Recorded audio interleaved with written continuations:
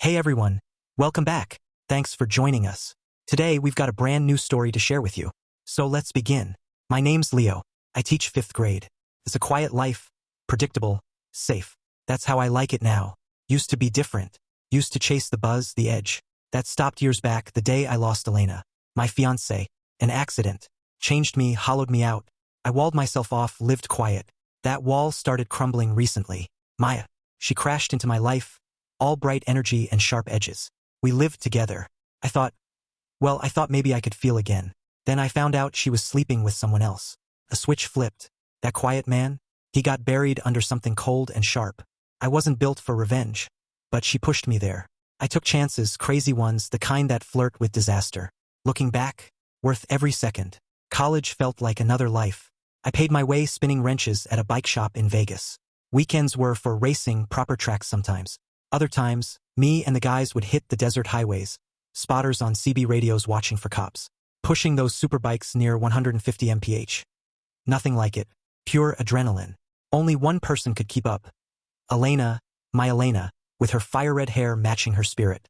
I was good, thinking about going pro. Had sponsors sniffing around.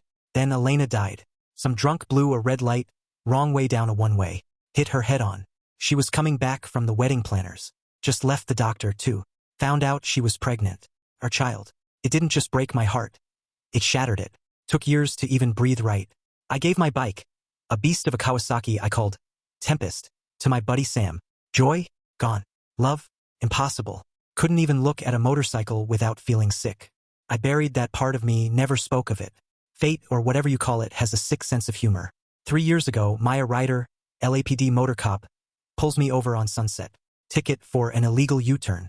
She takes off her helmet. That cascade of red hair frames her face. And boom, there I was again, falling. My Red Ryder, I called her. She laughed.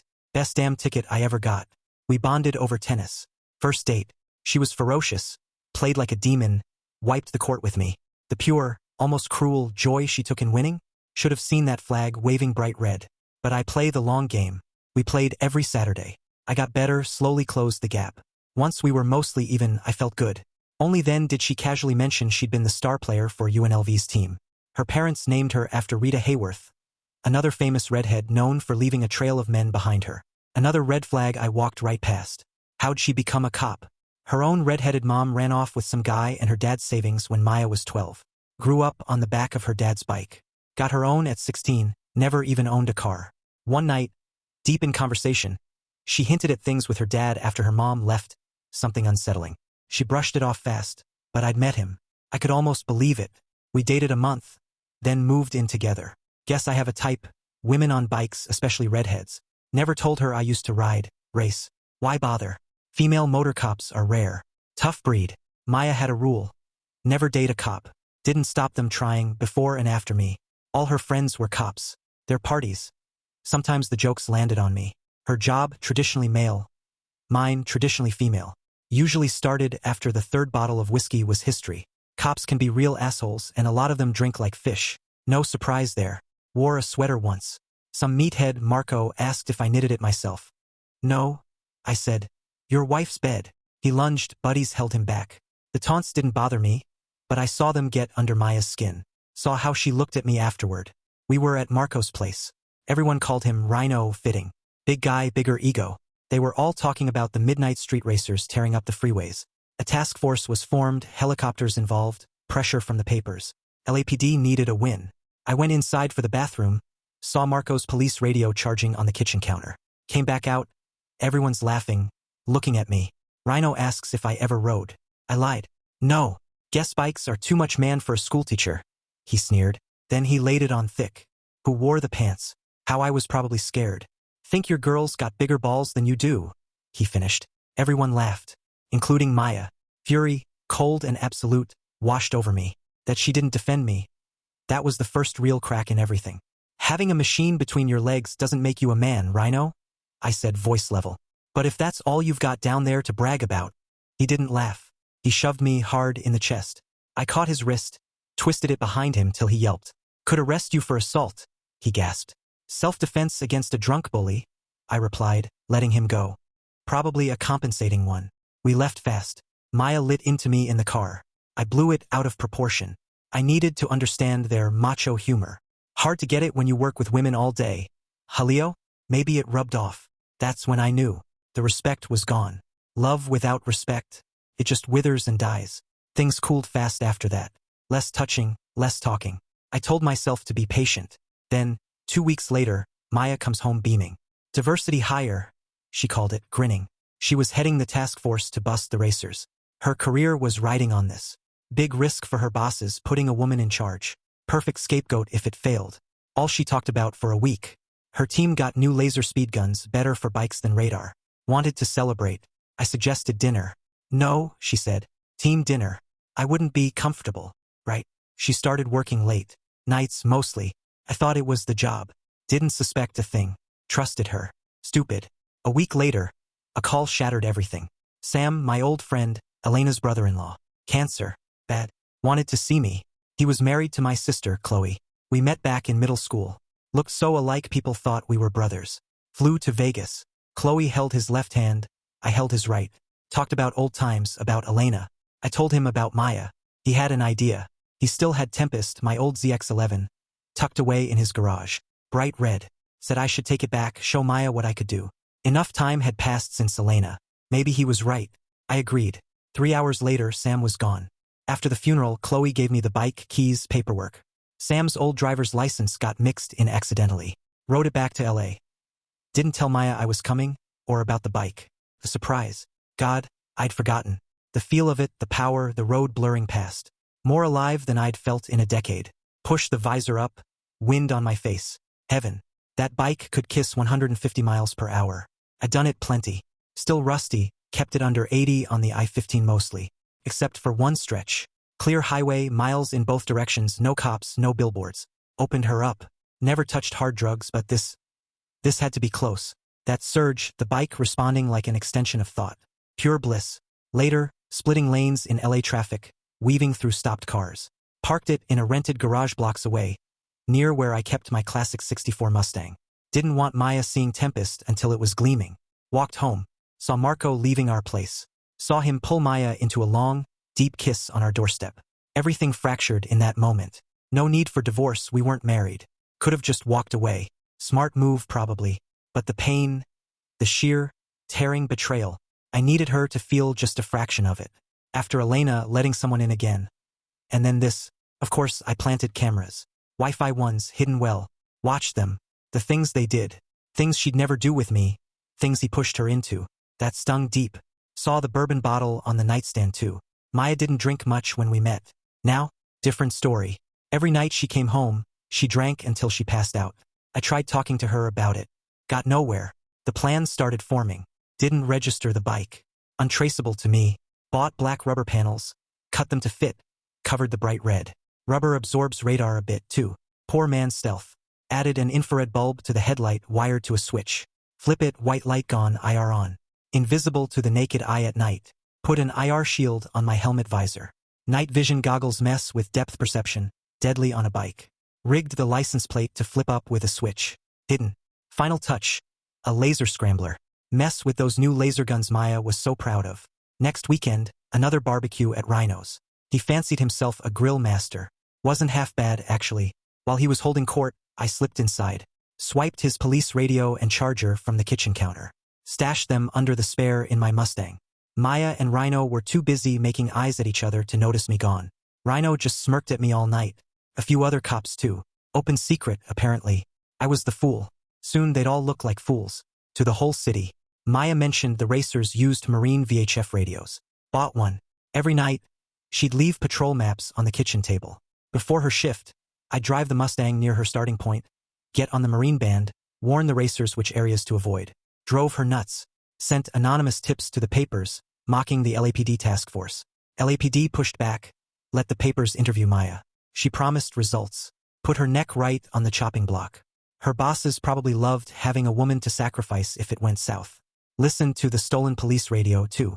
Encrypted, impossible to crack without one of their own units. Used that intel to give the racers more warnings. Maya figured cars were tailing her squad, tipping off the bikers.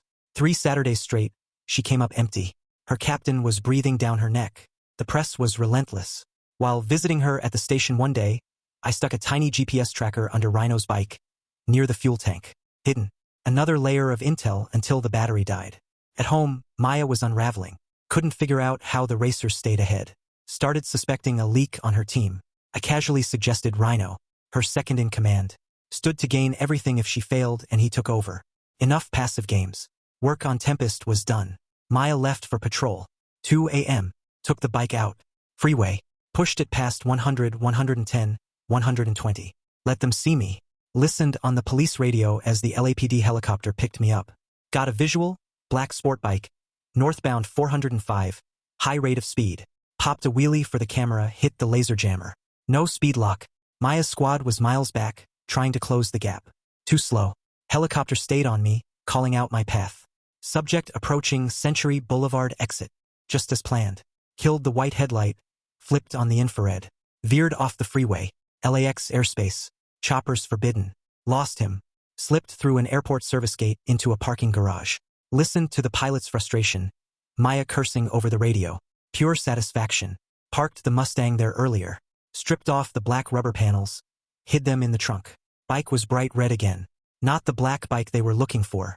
An hour later, drove the Mustang out. Saw the police checkpoints, waving bikes through, stopping others. Drove right past Maya, slow, legal speed. The look on her face, priceless. She got home near dawn, looking wrecked. I offered no comfort. She put cops at the airport entrances. Smart. So, next time, I used the smaller Van Nuys airport. Same trick. Pulled it off 3 Saturdays in a row. 4th Saturday poured rain. Racing wet is suicide. Didn't go out. One night, hid the bike under an overpass inside a big cardboard box I'd left there earlier. Watched through a slit as Maya, Rhino, and others roared past, lights flashing. My signature move became the wheelie while jamming their lasers. Sent another note to the press. Bragged about the racers. Mocked the incompetent diversity hire leading the chase. Signed it Spectre. Time to quit pushing my luck. Ended the rides. News came down, Maya demoted. Rhino took her place. That predictably ended their affair. She blamed him, accused him of sabotage, leaking to the press. Came home utterly broken, looking for comfort. Found none. I know about you and Rhino. I told her calm. Moved out that day. No tears from her, no arguments. Just blame. It was my fault. I was boring. A dull teacher. She needed excitement, couldn't be with a nerd. Poured herself a large bourbon. Some scrap of old feeling made me say it. Get help, Maya. Before you end up like Elena. She just flipped me off as I walked out the door. At least I tried. It was June. School year over. Quit my job. Moved to Vegas. Got work as a mechanic at a performance bike shop. Stayed with Chloe for a bit. Felt good working with my hands again, tuning engines. Sent copies of the videos, the ones from the hidden cameras, to Maya's and Rhino's commanding officers. And to Rhino's wife.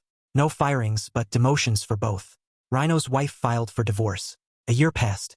Heard Maya went through half the motor cops in her precinct. Then finally hit AA. 6 months sober, she called. Remorseful. Missed me. Wanted to meet. Vegas. McDonald's parking lot. High noon, she said. Dramatic. I was a block away. Saw her waiting by her car. Pulled down my helmet's dark visor. Rolled up on Tempest. Popped a long, perfect wheelie right in front of her. Then gunned it, gone. She knew the bike. Knew the move. Minutes later, my phone rang. Her voice, tight with fury. Realization dawning. That was you. The rider. You ruined me. Feigned confusion. Running a bit late, sorry? I said, pulling up beside her in the Mustang. You bastard. That rider in LA. It was you, she screamed. You destroyed my career. For what? I asked, playing dumb. Shrugged. Evidence? I'm just the boring teacher, remember? The nerd you and Rhino laughed about while screwing in our bed. She saw it then. No proof. I slipped away again. Shoulders slumped. She kicked her tire, a useless gesture. Took a deep breath, fighting for control. I know, she whispered, the fight gone. The drinking, it got bad. I did love you, Leo. In my way. A pause. Why? Why do that to me? Because, I said, the coldness still there. If you'd cared at all, you would have just left. Not cheated. Not in our bed. A beat. Why did you do it, Maya? She looked away. Been talking about it. AA? The shrink. Another breath. Honesty. Finally clawing its way out. It wasn't just you, Leo. It's me. I cheat. Always have. On every guy I cared about. Like my mother, I guess. It's just who I am. She looked back, a strange pleading in her eyes. Having both of you, it worked for me. Why wasn't 80% of my love enough for you? Guess I'm old-fashioned, I said flatly. She tried one last barb as she walked away. You'll never find another woman like me. I sincerely hope not, I replied, got in my Mustang and drove away, didn't look back. Thanks for watching. If you enjoyed this video, don't forget to like, comment, and subscribe for more stories like this. See you next time.